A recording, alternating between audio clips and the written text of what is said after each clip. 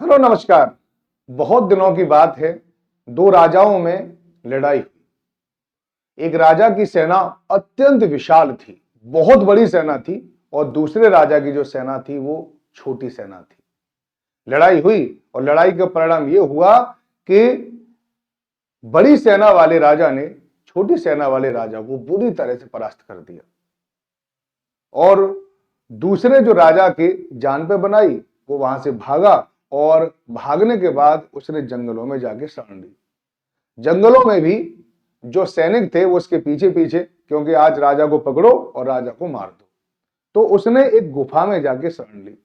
गुफा में वो बैठा हुआ था और ये देख रहा था कि अब मेरे बचने की कोई संभावना नहीं है, अब मैं किसी प्रकार से नहीं जीत पाऊंगा, यानी पूरी तरह से निराश हो चुका था। और निराश होकर उसने ये सोचा कि अब तो मैं इस युद्ध को ही छोड़ देता हूं, या तो आत्मसमर्पण करता हूं या अपने दिमाग से बात ही निकाल देता हूं, मैं कभी युद्ध जीत पाऊंगा। जब वो गुफा में लेटा हुआ था तो उसकी नजर एक मकड़ी पे पड़ी। मकड़ी बहुत ही छोटी सी थी और वह मकड़ी चाहती थी कि गुफा की बिल्कुल ऊपर टॉप पर एक जाल बनाना चाहती थी।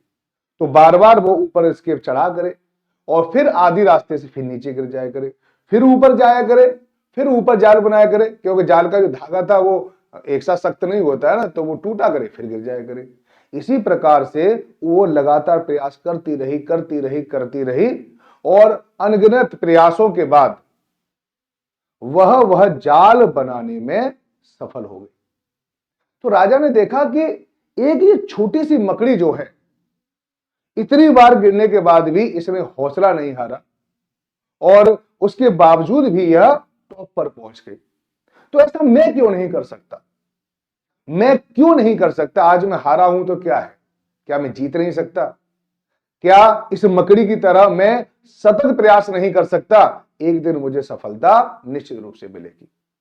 ये कहानी बताने का जो उद्देश्य था वो ये था कि कल हमने आप लोगों के साथ उन लोगों की चर्चा करी थी, या उन लोगों को बहुत बहुत कांग्रेचुलेशन दिया था जिनका बीपीएससी 3.0 में सिलेक्शन हो चुका है। आज मैं उन लोगों के लिए भी आया हूं जिनकी आंखों में भी आंसू हैं और जिन्हें यह लग रहा है कि पता नहीं क्या हो गया, मेरा नंबर आखिर आया क्यों नहीं।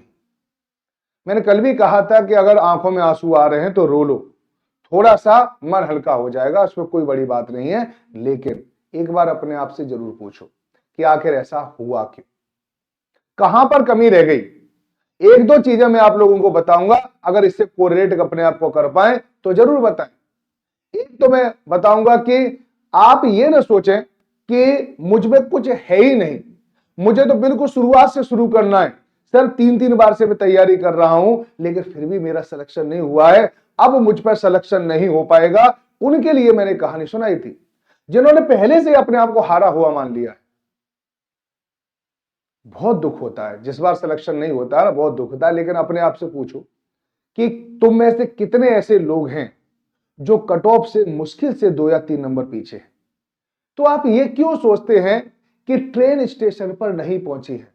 अरे ट्रेन हॉल्ट पर खड़ी है, स्टेशन थोड़ा सा ही दूर है, स्टेशन से पहले रुक गई थी। लेकिन ऐसा नहीं कि आपके स्टेशन से ट्रेन आगे ही नहीं बढ़ी है, आप कट ऑफ से कुछ ही नंबर कम थे। अगर, और वो भी कम नंबर की बता रहा हूं, एक बात आप मेरी सुनना, अगर एग्री है तो कमेंट बॉक्स में जरूर बताना मुझे, अगर एग्री हो। आप जानबूझकर 5 या 6 प्रश्न गलत करके आए थे या नहीं आए थे? आप कहोगे कि सर हां करके आए थे। क्या आपके 4 या 5 नंबर से ही सिलेक्शन नहीं रह गया है? हाँ, वह रह गया है। तो आपके अंदर टैलेंट की कहां कमी है? आपके अंदर विद्वता की कमी थोड़ी है, आपके अंदर पढ़ाई की कमी थोड़ी है। तो आप अपने आप को यह ना सोचा कि तुम कुछ कर नहीं पाओगे, तुम आगे नहीं बढ़ पाओगे। ध्यान रखो, मकड़ी की तरह अध्ययन करो, लगातार मकड़ी की तरह प्रयास करो, करते रहो, एक दिन सफलता जरूर कदम चूमती है। लेकिन उसके लिए जरूरी होता है सतत अध्ययन, सतत आगे बढ़ते रहने देना, यानी रुकना नहीं। तो आप अपने आप को पहले तो इस डिमोरलाइजेशन से निकाल लीजिए कि आप में कुछ नहीं है, आप में बहुत कुछ है। आप 2-4 नंबर ही तो कम रह गए, इसका मतलब थोड़ी ट्रेन चल के नहीं आई। सोचिए, अगर कोई ट्रेन पटना से दिल्ली आ रही है और पुरानी दिल्ली रेलवे स्टेशन, नई दिल्ली रेलवे स्टेशन के हॉल्ट पर खड़ी हो जाती है, पहले उससे पहले जो खड़ी हो जाती है, तो आप क्या कहोगे? क्या पटना से ट्रेन चली ही नहीं? पटना भी खड़ी है। आप बहुत आगे बढ़ चुके हो, बस थोड़ा सा और प्रयास करने की बात है, आप निश्चित रूप से सफल हो जाओगे। ये बीपीएससी 3.0 भी आपके, इसी रिजल्ट भी आपके कदम नहीं रोक पाएगा। इसलिए मैं बार बार आप लोगों को इस बात की बारे में बता रहा हूं कि अपने आप को, यानी आज अपने आप से सवाल पूछें, चिंतन करें कि आखिर रीजन क्या है, आखिर हमारा सिलेक्शन क्यों नहीं हुआ है।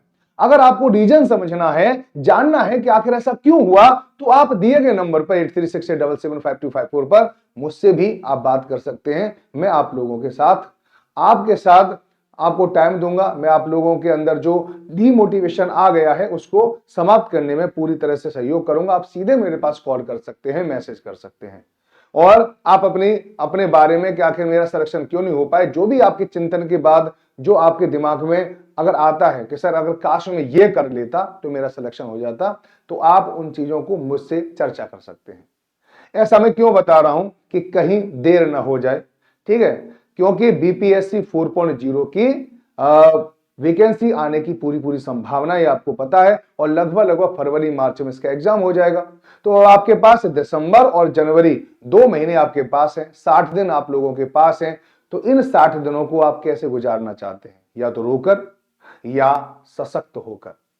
ठीक है, जब पांडवों को अज्ञातवास मिला था या वनवास मिला था, तो वह रोते नहीं रहे थे कि राज्य राज्य कैसे मिलेगा, राज्य कैसे मिलेगा। उन्होंने अपने आप को सक्षम किया, उन्होंने तपस्या करी, तपस्या के बाद उन शस्त्रों को प्राप्त किया जो वहां पर भीष्म पितामह की शस्त्रों का टक्कर दे सके, कर्ण के शस्त्रों का टक्कर दे सके। उन्होंने लगातार अपने आप को मजबूत किया। तो यह मजबूत करने का समय है। आप ऐसा ना करें कि काफी देर हो जाए। बीपीएससी 4.0 को आज से ही पढ़ना प्रारंभ कर दीजिए, क्योंकि अभी आपके अंदर ये पता ये रहेगी कि मेरा नंबर आया क्यों नहीं। तो जब मन में पता है एक आग होती है ना कि बीपीएससी अब कि मैं तुम्हें देख लूंगा, इस बार तुमने मेरा सिलेक्शन नहीं दिया तो क्या हुआ, अगली बार ताज तुम खुद मुझे पहनाओगे। ये जो भावना आती है ना अंदर से, ये भावना कुछ भी करा देती है। तो आप बीपीएससी 4.0 में निश्चित रूप से सफल हो जाओगे। मैं आप लोगों को लिख के दे रहा हूं सबको, लेकिन आज से ही पढ़ना प्रारंभ कर दीजिए। ठीक है, अगर आप जैसे भी पढ़ना चाहें, जैसे अगर आप एनसीईआरटी एससीईआरटी पर खुद पढ़ना चाहें तो खुद पढ़ें, तो भी हम आपको सहयोग देने के लिए तैयार हैं। अगर आपको एमसीक्यू लगाने हैं तो भी हम आपको सहयोग देने के लिए तैयार हैं। अगर आप अपने आप एनसीईआरटी एससीईआरटी नहीं पढ़ रहे हैं तो फिर टेक्स्ट बुक सुपर कोचिंग का ऐप डाउनलोड कर लीजिए, वहां पर कोई क्लास ले लीजिए। ठीक है, वहां पे कोई कोर्स परचेज कर लीजिए, तो भी हम आप लोगों के लिए तैयार हैं। आप जैसे कहोगे ऐसे हम आप लोगों के लिए तैयार हैं, लेकिन आप तैयार हो जाएं। आप अपने एक भी दिन अब खराब न करें और सिर्फ अगले तैयारी में जुट जाएं और अपने आप को संपूर्ण समर्पित कर दें। ये निश्चित रूप से मैं बता रहा हूं कि आप लोगों का 100% सिलेक्शन हो जाएगा, लेकिन सही समय पर जागना बहुत जरूरी होता है। तो यही सब कुछ मैं आप लोगों के साथ आज साझा करने वाला था। मुझे भी बड़ा दुख होता है जब ये लगता है कि किसी स्टूडेंट का मेरे पास फोन आता है, सर मेरा नंबर नहीं आ पाया। ठीक है, कभी कभी तो पता है जवाब देने के लिए शब्द ही नहीं होते कि क्या कहूं। तो आज मैं इसलिए आया था कि आपके अंदर जो एक मोटिवेशन की कमी हो रही है, मैं शायद उसको फुलफिल कर पाऊं। और अगर फिर भी अगर आपको डिमोटिवेशन का शिकार हो रहे हैं तो आप मेरे पास कॉल भी कर सकते हैं। मैं हूं राज राणा और आप हैं मेरे सुपर स्टूडेंट, सुपर फ्यूचर। तो चलिए बहुत जल्दी मिलते हैं अगले एक वीडियो के साथ। तब तक आप चिंतन कीजिए, समझिए अपने आप को, और आज से ही जुट जाइए बीपीएससी 4.0 के लिए। धन्यवाद।